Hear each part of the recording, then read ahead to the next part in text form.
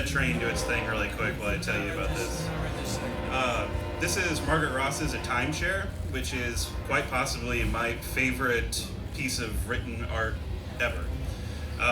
This book means so much to me, I don't even know where to begin. It really is the first book of poetry that got me thinking about language and poetry as the art of time, and how using your eyes on a page versus how I'm going to be reading it out loud, how these things are slightly different, and especially how syntax within language is like a time-based experience. And as a musician and a composer, that's just something I'm obsessed with all the time, no pun intended. But so many of these poems are about simultaneity of voice, simultaneity of place, and the title poem, A Timeshare, which I'll be reading today, is this interesting confluence of syntax floating around of these like several subordinate clauses that just run on and on and on and on, but also simultaneity of voice, simultaneity of people within a setting of a timeshare, which is like the original Airbnb and like this commodification of space where there's collective ownership, linearity without simultaneity, with these people collectivizing within a space for like a capitalized corporate structure. And I think that multiplicity just has so much going on. And while this poem is a little dark, it was just the first poem that really expanded my consciousness of what poetry could be. And I'm going to try to do this justice. This is my first time reading poetry out loud to anybody. Please be kind. A Timeshare. 5 o'clock again in the rented living room. Nothing wrong. Heliotrope continuing to fade into upholstery. Buttons pressing back against the back of the couch make the surface cave just decorative. Faint garden stamped on a cotton throw. And that the world, yes, no, yes, though, if there's such a thing as time at all, I never saw it move. And if that's so, then what am I afraid of? I hung a muslin curtain to prove breeze. A nimble petal, tall fluctuating seraphim who keeps watch over me. Question. What are you doing down there in the meantime? Answer. All day I am in an orchard at midday when the stunned air pauses, bronze and stupid, terse with flies. Don't lie. I'm in the living room, seconds dropping from the faucet to the metal bed of the sink. This is your one, now this, now late. Nobody waits for thee on the greeny moor where I was lain, all struck with hue, or the question, did we outgrow our dream of a point repaired to win alone? Some to the landfill, some to the promontory, each with small smooth stone tapping soft on his chest, clicking against his teeth when on his tongue. Once you thought you would learn what to do with yourself by yourself. Once the stakes flush high as the view from the beautiful private plane, all persons disappear, and he alone looks down on freeways embroidering the vacant earth. It was still early in my life. Go along. Touch your eye. Do you know how to do that thing of whispering a fact repeatedly until it stops being true? Returned to this apartment after being gone a while to find everything replaced with replicas identically arranged. The cedar desk had the same false front as before and fitted with the same brass garland handle, still unable to pull out a drawer because it's not a drawer. That was the soul. Communicating chambers of my third-story house string a sentence furnished with second-hand pieces. White hooded lamps are nursed to me all night when I can snap space open like a parachute, make the walls up. When I lived out a summer with a blind man by the sea, he kept steady squint, so I closed my eyes. It was still early then in my brief life. Evenings, every morning at the folding table, painting his toast black with Marmite. Once she was me, we took turns for the bed, a room with everything white except for the book spines, which makes you feel the good kind of dead. When it is, someone's kid downstairs leans on the bell again. Live Water's half an hour away, or 7 minutes on the red line, makes Me had me scissor bracken stalks the stitch and mud floor of an animal shed, from space of nights a hammock swinging gently out across our earth, each fall slushed over bird calls, tiny screws streaking shut your mind when I use my fingernail to scrape white tallies on my naked ankle. And then think of the long trip home. You're already home. All the loyal idiot details know what to do and stay believable, but you who sit and let the light rust reddening all around you, waiting for anyone to come and tell you to get up. Get up. Nobody is. Thank you. Yeah. Check out Margaret Ross. Okay, hi. I'm going to share a poem that someone else wrote and then a poem that I wrote. The one that someone else wrote is infinitely better, but I like the one I wrote better, so because I'm like that. The poem, I'm going to start with the other poet. I'm into Ross Gay a lot recently. I keep his Book of Delights by my bed because it's just little snippets of delightful moments, and sometimes when the world is and I've had a day, I just need something nice so that I can turn my brain off and go to sleep, and that works. He also writes things, I just also bought his book of essays called Inciting Joy, and he is a delight, but also he sometimes writes things like this. It's called Love, I'm Done With You. You ever wake up with your footy PJs warming your neck like a noose? Ever upchuck after a home-cooked meal? Or notice how the blood on the bottoms of your feet won't seem to go away? Love, it used to be you could retire your toothbrush for like 2 or 3 days and still I'd push my downy face into your neck.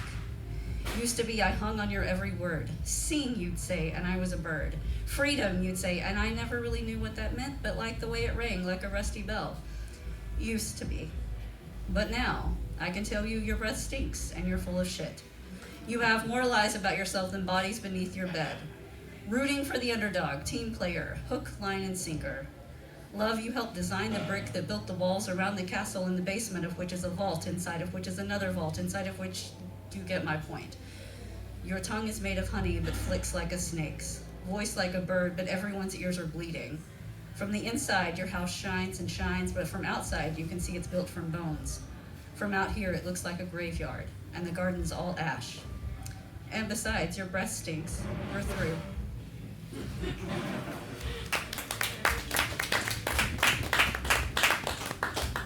I do want to give a quick content warning.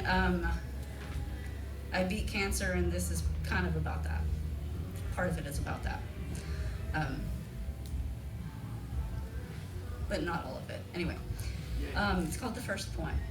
The first poem I wrote about heartbreak sucked so much, just like heartbreak does. The first poem I wrote about love followed it. It wasn't better. The first poem I wrote about sadness was funny. Juxtaposition. The first poem I wrote about juxtaposition, oddly straightforward. The first poem I wrote about friendship was sappy, no apologies. The first poem I wrote about family was soft, how I wish we were. The first poem I wrote about coffee, so good. The coffee, not the poem. The first poem I wrote about my brain was scary, vulnerable share. The first poem I wrote about cancer plummeted me into chaos. Everything itches and I hate it.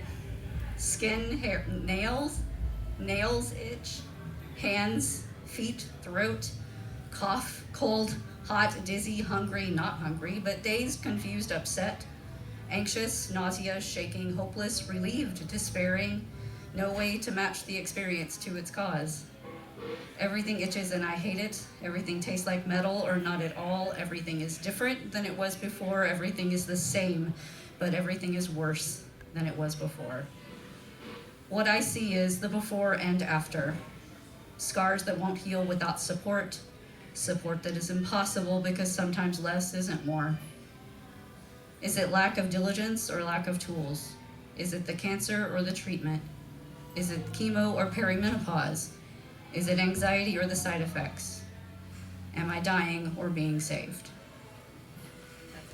Yeah. Hi, everybody.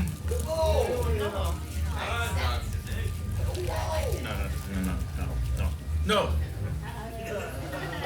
Hey. So, one time I did a show and I read off my phone, and I was told that that was not cool. So, forgive me, or don't, whatever. Forgiven. This first thing actually I wrote on the fly for a project that me and Sarah did a few years ago with our friend Brian Nothing. But I wrote it for a musical piece we did, but I find it stands well on its own. It's a nice little dystopian prankster number. All right. Sisyphus is rolling his disco ball through hell, crackling and quaking with exquisite decomposition. No place like Rome for a golden-haired necropolitician, a pound of flesh to placate the flaming masses. The liver-lipped conductor bubbles and bloats in the still stink of his own steaming melodiousness, a means to an end too hairy and hoary to dangle on the end of a fork. All naughty, nary, and noxious the parade of the damned, snarfing and scorfing and cavorting the grotty, rotty mesh of morph, free falling into the gravy pit, orgy of the umami and tarobang skeleton crew. Aha! All's well that end well, they say.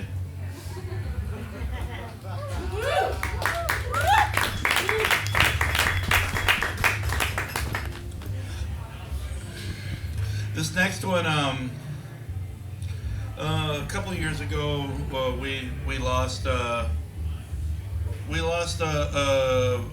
very good person that I know a few of y'all were close to, or he was very important to it. I only got to work with him. Really, I was in a band that never really went anywhere briefly with this guy, but there was only one project that we did that really came to fruition. And that was an album that we did with my late father as well. But this next one is dedicated to my good friend and many of y'all's as well, Darren Beck. Converging paths, eroded and obscured by ash, surrounded by the sounds, a magnitude of hearts beating different timings, now set in novel harmonies, new hierarchies not quite dreamed before, not quite spoken after. Your soul has burned a radiance into the collective imagination. Your heart has synchronized many a wayward dissonant rhythm into a pulse of quickening beauty, quite hot breaths grasping at the newfound meaning. Your orbit has found a final center where nobody quite thought that it would, but still the staggering magnetic motion remains. In tribute, I dance myself a bright star in the morning sky, shed a tear to water the next wave of new beings in the garden, bathe in the sounds that only you could have left behind, and surrender back into the world where we once played, the space we once created. We are gone, and yet we remain, vanishing light in the tunnel of dreams.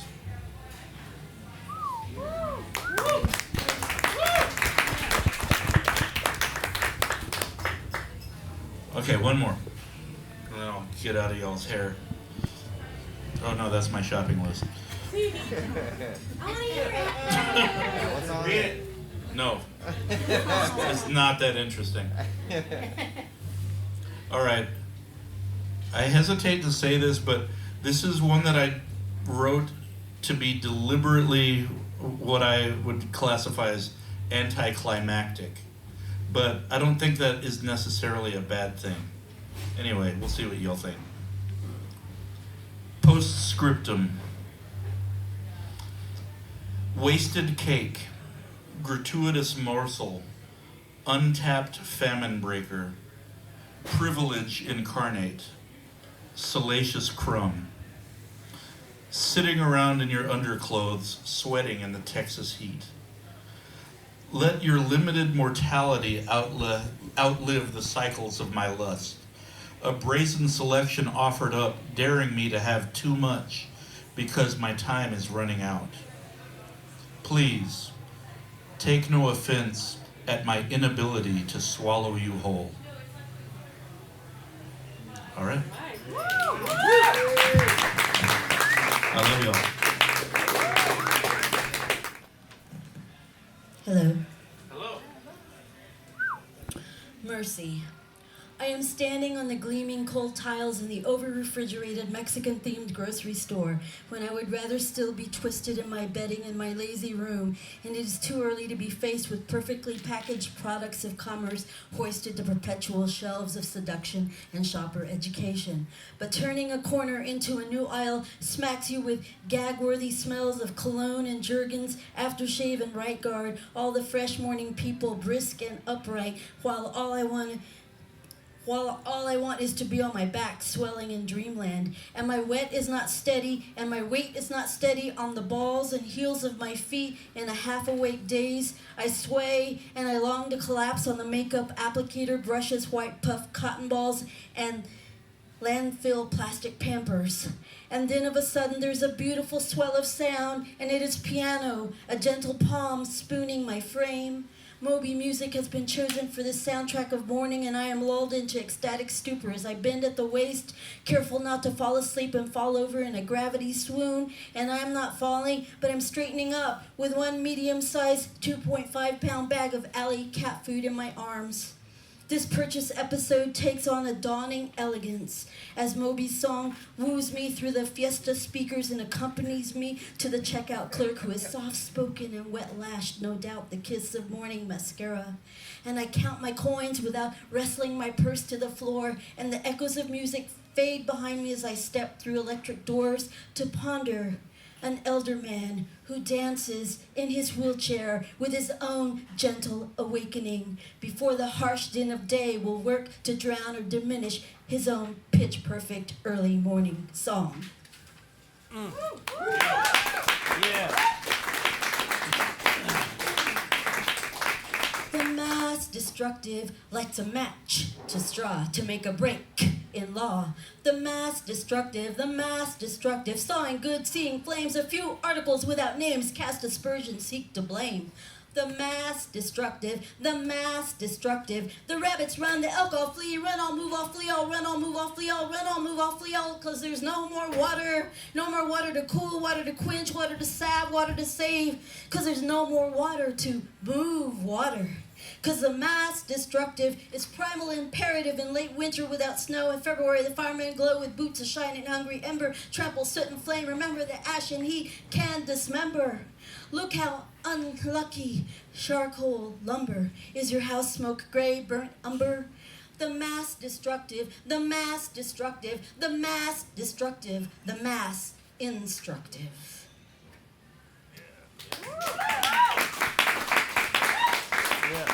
A bunch of things that had happened that February, so they all collapsed into that poem.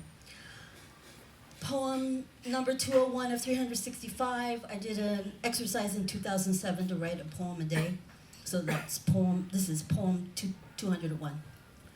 My chronology collapses on the floor when it gets shoved off my desk. Tea leaves could make sense of this if only I would sip the sips.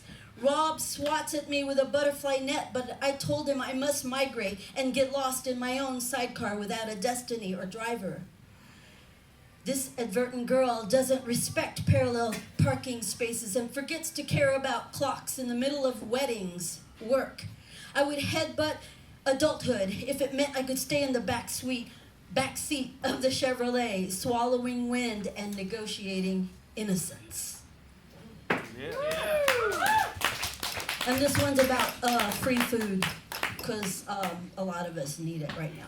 And I'm kind of warm right now, but I'll leave this on. I'm a modern-day hunter-gatherer, says my coworker Matt, What does he know? He uses a spy cam that's triggered with a motion sensor to snap day and night photos of the critters rambling around his family's lake house in Possum Kingdom. I don't trap animals in digital files by snapping photos of them with triggered cameras. I merely pick up food. The first time, at least here in Fort Worth since I've moved back here, and that was 1999 after my trip to Nepal, was on Henderson Street across from the Firestone Apartments.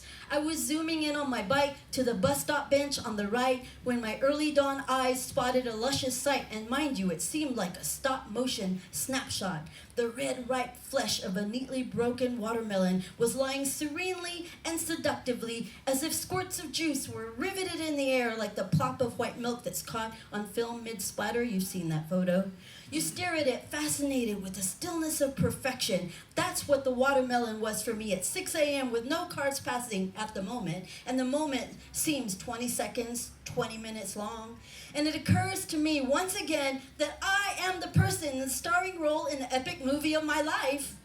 And this show only runs once on the big screen, so better make it good, or at least Technicolor special for the retelling and closed captioned rerun syndication, i.e. my memoir. So I look both ways, because you can always afford to be daring but never stupid before I run to the middle of the street, feeling like a Joe family member seeing food for the first in a long time, and I can imagine my shoulders all up like this, and my arms outspread like this, and my face all like, well, heck yeah, like this, before I swoop down, as a wolf would, as a stray cat might, and birds most certainly, definitely would, to snatch up the largest segment that had landed right side up, clean as a whistle, screaming to be devoured and ice chilled just off the truck, the back of the truck. I have no shyness when it comes to making a life milestone moment. I have no need to wait for milestones to come to me. I chase them down. The writer's way, the Neil Cassidy touchdown play, the you only live once mandate and mantra too. So I'm smacking watermelon on the side of 7th Street and smiling at the heavens, for food has fallen upon my path and it comes from the ground anyway. So why not enjoy the chance to really pull it up from the earth, to lift it to your open mouth and declare your breakfast served from the earth. And the speeding delivery truck that took that dip or bumped too hard and sent Hail Mary many passes flying in the form of sandia watermelon sailing succulent sweet sunrise slices. Wow. Okay, because I'm mad about the government. I cannot be a blonde-haired ambassador of intercultural goodwill running interference between cooties from this country and that. I cannot be a blue-eyed fairy godmother all bibbity-bobbity-boo waving a wand over a stinky foreign policy dookie with dimples in her smile. I cannot even be a Lincoln log cabin back to nature philosopher whose writings bring humility and moderation to introspective consumers. All I can, however, manage to muster in this equinox of debacle and downfall is a robust optimism, sundry hope, and a one-way rant to the heart of hearts within your body, where I might make medicine that revives your engine so you can help me problem solve some solutions and slow the meltdown way the fuck down. Woo! Yeah. Am I taking too much time? Wow. Okay, Before Night Falls. There's a movie called Before Night Falls. So I wrote this after I watched Before Night Falls. God, time signatures. No wonder it is hard to say the things that must be said. I've dreamt the hole, the big dark hole they can put you in. I've nightmared the kind of big black spot that looms to blot you out. An ink stain on a white blouse is hard to mistake and even harder to cover, white out erase, except when they do it. So lay low, be dull, don't rise and shine. Reinaldo Arenas, escribí su nombre in the sand, tu canción en la arena. Que rey, que reina, what a queen. Que reign in drag, ojalá que llueve. I am artist, more than once a month. Give me muse or a beer and I'll say it's my lifetime career. Estoy aquí, mis manos me los cortaron, no puedo hablar, mi lengua se me perdió y ya se lo llevaron. They took my tongue, they cut it out. My wrists are bleeding, hands cut off. I cannot reach my typewriter, but I can think about a gun. I haven't had a meal, and my mouth is governmentally sealed. The thirst I have can't fit your bottle. I am sealed artist in a house where the carpet's clean and the drapes pulled back. I see leaf blowers and garbage trucks keeping my life germ-free, anesthetized, no debris to see. Mental floss for me, hermetically sealed, no stain. My questions are forced down a drain. I have no eyes, they look at clocks. I see a time card with holes and numbers and signs pointing here, now, there, now. I forget to untie my shoes, get caught up, fall and laugh. Plays OMD song. Tall people in single file holding a rope, continuous thread, don't let go, don't let go, don't let go. Two parallel lines holding rope make like a bridge someone can cross and can wave and sway like it about to fall. We never break, we really don't break. Someone is seated at a plain rose-colored table with the puzzle finished, pieces interlocked and still so hungry. So many questions left to figure. No one asked, no one else is hungry. I push the table away and then the chair, but then I become fascinated by a small figure, some dust on the surface of the puzzle. It is my dinner. I pull the chair up against my ass and lean my bare chest against the edge, the red edge of the mesa, leaning forward with mouth open, the tongue important, the teeth come later, and I use both hands, the one still attached, and draw the meal to me, the interlocking picture of pieces that don't quite make a sense. I smell how it's been cooked, and the taste I cannot describe. It is in my mouth now. My tongue is buried and the roof is expanding, calling for backup, and the pieces, well, the pieces are crumbling, readjusting, dismantling, and reconfiguring a new map for someone, probably not me. A new way of seeing the puzzle pieces that I could not quite tell you about, but it will be complete, it will be understood, it will be quite the technicolor picture once it is swallowed, once it is choked down.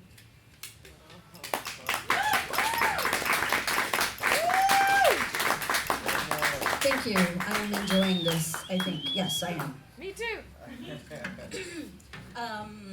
I wrote this one, the last one, in 2016 or 17, so I did not read it yesterday, but it could have read. Yeah, it makes sense. It would make sense yesterday and today. You sad and pathetic miscreant. You've lobbed the nation into the net thinking you've aced, but you haven't. Remove your blindfold. Quit pretending at genius and masterful. You have mastered only the devil's folly, and he or she is probably not even that impressed. He's definitely seen worse. LOL, you're mediocre at worst. At bad, you are not a constructor, but a destroyer. And what you build, erectile pillars of steel and glass affixed with gold veneers, you haven't even truly built those, even those. How many bricks have you mortared? Power saws have you growled into action? I know a real builder, and he's not even very money rich, because he even walked away from his architect's salary and lives with his sweet ways, camping with the curious as he travels with his wife, teaching about cob building and sustainable design. I've seen his work and laughed and broke bread at his fire chats, and Yanto is a builder. He raises homes from earthen materials, bricks of straw and mud, and patted those into curvilinear walls into his charming, low-cost hobbit houses with hearts of heart in open-air kitchens. And I've even built things, putting together a teepee with tall Indian women with strong hands and brave laughter, and I've built a thatched roof, stitching imported South African grasses onto the framework, straddling the roofline and smiling at the sweaty students leaning together as the teachers chatted kindly in English and Afrikaans. I am the builder here. You've only bought people, paid them sometimes, to raise their temples of greed and clear-cut trees to establish yet another restricted use, single-function landscape. Golf course here, golf course there. Pesticide here, herbicides there. And have you even a pet, a beloved for a friend, cuddled a kitty or wept at animal shelters? Or do you just bet on horses, kill off the beasts for sport? I don't think you even have the muscle or athletic aim for that. I think you must be a man with no best friend. I cannot even see you as a farmer. Have you seen a seed cupped rich soil in your palm, dug your fingers into the dirt? I have. I spent what little money I had to get to Colorado and make an organic farm my home for a month, where I lived on a wooden pallet or slept on the floor and woke to the sunrise and the cooing of doves. And I worked for 8 hours with the happiest volunteers, shoveling horseshit and hay to make a wall to insulate the upper chicken coop. And afterwards we jumped in Jerome's truck and rode to the hot springs for a serenade under the stars. Steam steam rising from the surface of the geothermal pool as we reached to each other's faces for gestures of kinship in the early autumn twilight. No, I can't even see you swimming, moving your arms to make yourself buoyant, feeling the pleasure of a wave breaking at your chest while you squeeze your toes into the sand floor. You do not even know this and therefore cannot love it. And love? I have loved, really loved, at least 6 gentle men whose words and smart minds kindled a warmth in my heart. I aligned closely with this love experience to learn my heart's duty, and no one was hurt in this entanglement of emotion, and I have no regrets. How many have you really loved? Have you uttered the word in blissed release or honoring milestone moments? Is there a place for sincere and unquestioning adoration and romance in your marriage? Honestly, I cannot see it. Can she? You have broken things, broken trust, broken friendships, pacts and companies, torn asunder real estate deals and potential mergers, and flicked off people like fleas off dogs when you possibly are the only scavenger parasite in the room. You purveyor of doom. You've walked out on people, refused to shake hands, but have you hiked or danced, let your body feel its surging energy within your suited frame? Are you alive in there? Is this package merely sealed, plastinated like anatomical parts in a cadaver lab, your bulbous eyes blinking like a greasy spoon graveyard shift roadside sign? I wish I could see you as Nature Boy, an elected Walt Whitman, incanting prosperous verses we might be quoting decades from now. Do you even have hiking boots? Or have you meandered above tree line with your heart in your mouth, moved by the gorgeous landscape that surrounds? Have you even seen America? I have traveled by truck to a wedding in Omaha, picked up hitchhikers in Taos, and recited poetry in Chicago, and babysat for John Denver's daughter, Jessie Bell, and interpreted for immigrant mothers at a San Antonio bus station, and spit at the governor's mansion in Austin when Bush lived there, and seen Reese's monkeys at the National Institutes of Health, and performed for high school students, and a standing ovation in downtown Dallas. I have made greater history than you. And what kind of impact have you had when you've traveled? Oh, that kind. Big fucking deal with your big weapons deals. I don't have killing machines or military equipment to pimp. Don't need it. But I have been abroad, and I think I've represented the U.S. better than you have. I really have. And I don't even have the dollars you do. Yet I made my way to Nepal for 3 months to live with people of Buddha, and I trekked for 9 days and 2 showers only to see Mount Everest, and I was higher than you'll ever be, and that's the fact, because there are no Learjets to whisk you to high elevation villages like Tangbache, and you'll never know the quality of heartbeat that I felt when I arrived in Namche in the afternoon, and I perched later on a cliffside next to a cow to see the blinking house lights as they turn on at sunset. Have you walked uphill towards a waterfall anticipating the mist and aching to share the moment with everyone you love? You wouldn't even walk with the leaders of Europe and had to flabbily float along, and I'm sorry not to sound ableist here, like a paraded, gilded stuffed pig in your personal club car. And that was when you're invited to Italy. And of all these things that are important to me, love, nature, walking the mountains, cuddling a furry pet, loving the sea, etc., digging a fire pit, honest day's work for an honest day's earned pay, and dragging your exhausted body yet another mile when the bicycling weather is perfect, and somehow that lifts you and you touch deep into that perpetual well of energy that reminds you, I'm alive, this is my body, and it hurts, but it works, and I'm sweating, but I'm purifying, and when I turn to dance or bend in Qigong or yoga motions, I am inhabiting the vessel of who I am, and this is wealth, and this is love, and this is gratifying existence, and I don't think any of this matters to you. Any of this is in your day planner, and nobody will see you tweet about love and gardening and fur babies and seaside sunrises and the sweet ache of romantic connection moving in action with purpose in your body.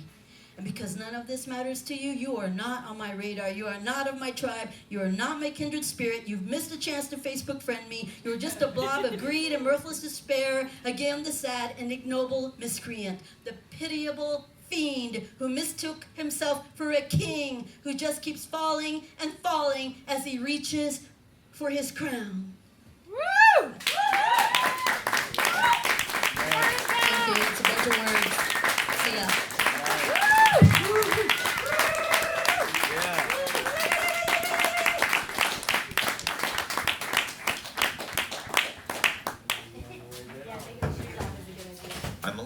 I'm a little overwhelmed being the cleanup batter after all these wonderful musicians and sound artists and wordsmiths.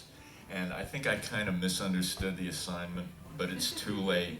So, you know, I've spent most of this year doing political work rather than writing or music. And we love you for it. And that is as it should be at this point. But when I got the call from Sarah to do this, I sat down at my little desk and I wrote some shit, so I'm gonna read it to you. After the train, and while the train is going by, I'm just gonna brag a little bit on Fort Worth, because I mean, we're closing the show. My good friend Tammy Gomez, and 50% of Tammy's bandina, you know, the fulcrum, I'll say, of Tammy's bandina came from Fort Worth, and I came from Fort Worth. And so this is 3 for Sarah Ruth. The first one is, I'm not a poet. And I'm not. I'm not a poet, I'm a reporter. I walk around seeing and hearing things, then I try to describe them. If any of my descriptions strike your ear like poetry, if I'm doing my job correctly, that's more a function of the nature of the things I describe than any verbal gift of mine. A poet's eye and ear are tuned differently than mine. They can detect metaphors in physical phenomena and discern the music in the things nature made. Well, I try to describe music as though it were a physical phenomenon with palpable features. Like dancing about architecture, the man said. The value I can add, which an online stream cannot, is the sensation of standing in the room while the air from speaker cones and drum heads moves my clothes around. That's one. That's one. This is 2. And this is one of 3 for Sarah Ruth. It's also dedicated to Eddie Dunlap, who you just saw behind the kid, who I've been listening to in Fort Worth for a whole bunch of years. And it's called Drummers, of course. A good drummer can elevate any band, and some say that if the drummer isn't the best musician in a band, it isn't a good band. Tammy's Bandina is a good band. Anyway, I am one of them. It's like Ringo, Charlie, and Moon were all better than the bands they joined, and they allowed them to become what they would be. I've had good luck with drummers over the years. Respect to Mitchell Hill, Don Armando, Oregon Dan, Dave, JT, Clay, Terry, Ethan, Cade, and Cam. Some were chaos agents determined to confound my intentions. Some were limiting factors determined to hew to some form of aesthetic orthodoxy. The best ones I found were the peacemakers, trying to make the whole thing sound better. Like Zen masters, they taught me to come out from behind my ego and play. And this one here coming up is the long one. It's called Cultural Appropriation. I grew up in a German, Irish, and Italian working class neighborhood in a conservative backwater on Long Island, where the slightly older cats loved Little Stevie Wonder and Junior Walker almost as much as they loved the Young Rascals, and would have shit their pants meeting Wilson Pickett on a dark street.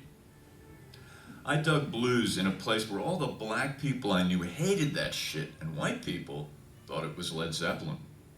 Imagine my surprise then when I moved to Texas, and everyone I met, black, white, and brown, loved Jimmy Reed and Bobby Blue Bland. And then I moved to Fort Worth, and at Robert Ely's new Bluebird nightclub at the corner of Horn and Wellesley, I experienced as close to utopia as I ever shall in this life. Como neighborhood folks rubbing shoulders with white hippies, punks, and soul patch and gasback hair-having white blues guys, along with TCU frat and sorority kids and their parents, who used to go to the Skyliner Ballroom on Jacksboro Highway to hear Howlin' Wolf, Jimmy Reed, and Bobby Blue Bland. Joe Nick Petoskey says, and I believe, that Jimmy Reed kicked open the door for Martin Luther King by making white boys from the South think it was cool to be black. So how did so many of them wind up being Trumpers in their maturity? When I suggested to my buddy Wes the Poet, who was Hound Dog Taylor's road manager in the 70s, that white blues fandom of the "we were the only white people there" variety is just another form of colonialism, he instantly agreed.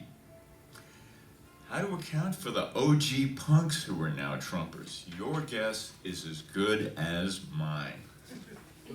And I got two really short ones here. One of which I want to read because it's about a good friend of Sarah's and mine and Tammy's, Chad Morgan Percy, an Arlington Heights, Fort Worth boy who invented his own legend.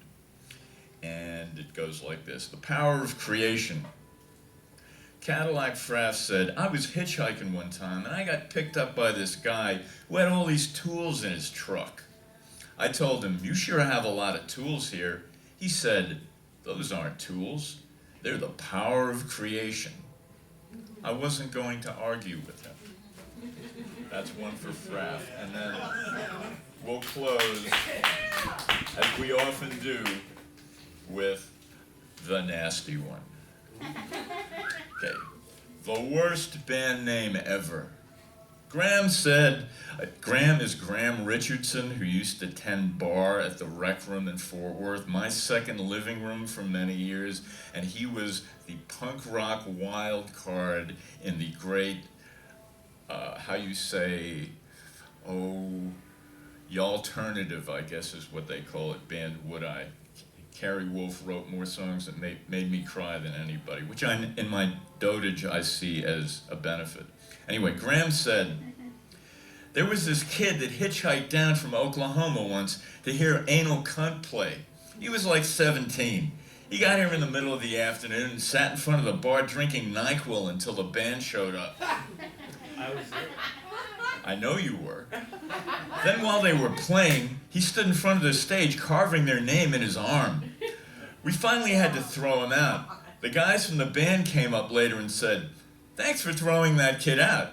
He was creeping us out. And we're in a band called Anal Cunt. Thank you, Sarah. Thank you, Stephen. Thank you, Aubrey. Thank you, Joan of Bark. Thank you, Rubber Gloves Rehearsal Studios. Y'all tip your bartenders and drive safe going home.